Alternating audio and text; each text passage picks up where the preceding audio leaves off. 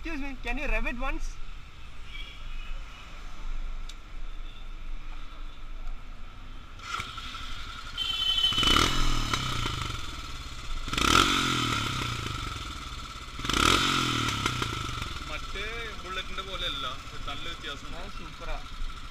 Thank you.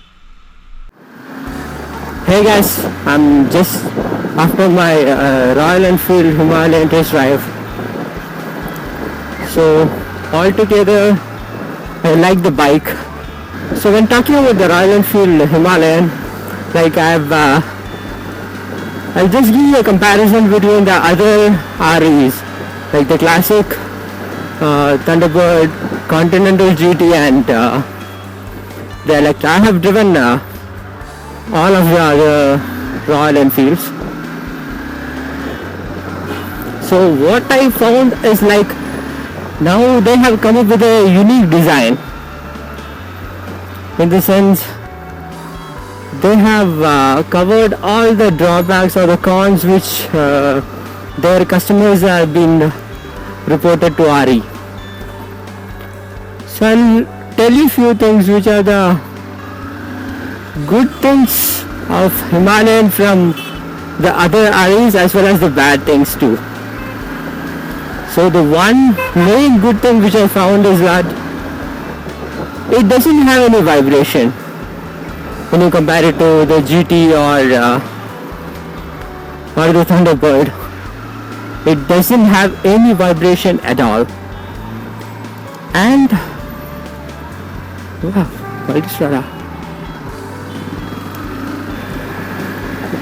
and the problem which I faced when I was driving the Thunderbird or other classic is that the motor vibrates too much. It's because the engine itself is vibrating too much, which is passing on to the body, and it creates so much vibration on the mirror. So in the new Himalayan, absolutely no vibration at all. I tried it till 100 speed, like 100 km per hour. I find the bike is too stable. And one other thing which is good with this Himalayan is that the handlebar is so light. So if you are doing a classic 500 or 350, you might feel that the handlebar itself is a heavy thing. But when it comes to Himalayan, it's so light. You'll just feel like maneuvering a Duke 200 or some other normal 150cc bike. And things which I don't like on RE Himalayan is that they haven't worked upon anything on the brakes.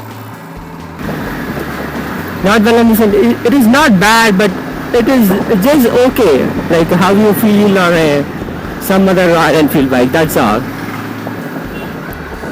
And while I was driving the bike, I felt that the bike is going to neutral so many times when you're playing around the second gear. I don't know whether it's the problem with the bike which they gave me for this drive. And one another thing which I noticed is that it has a very chunky gearbox.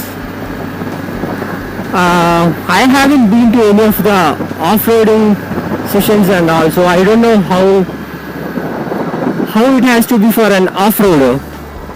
So, but I find that the gears are very tightly packed. That means when you compare it with some other Royal Enfields, like you have a lot of space between gears. That's what you'll feel when you shift from one gear to another.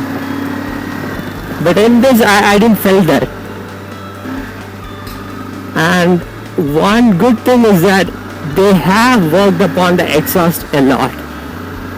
It's so nice. It is it's not so loud also. It is very sweet, I should say. And talking about the throttle response, it is much better than any other Royal Enfield, but I won't say that it is so great. Say if you are a KTM Duke Admiral or someone, I will say that this is not your cup of coffee. because it doesn't give that initial thrust which those kind of bike gives. Yeah, but certainly it is not expected from a off-roader. And I tried doing a 0 to 100 on that bike. I need to go back and check the video how it came. So what another problem which I observed on other Royal Enfield is that on the from 1 to 4 you will get good throttle response, but on the 5th gear you won't get anything. You just need to cruise on the speed where you are on, and you will cruise and cruise and cruise and cruise, and again you'll reach some 10 or 20 above the speed which you were at. So I felt this is there for the Himalayan also, because I could find that push from the bike till the 4th gear, but nothing much from the 5th gear. So that's it, guys. So if I want to suggest this bike to someone, I will tell that this is good for the cities, good for the highways. I don't know about the off-roading people. I need to leave it to the off-roading guys. So I will tell that it will be much more easier to ride this bike in the streets than a classic or a Thunderbird. So that's it, guys. That's my opinion about this bike. I mean, not this bike, the Royal Enfield Himalayan. So let me know your thoughts also on the comment section. So see you guys on the next video. Bye bye.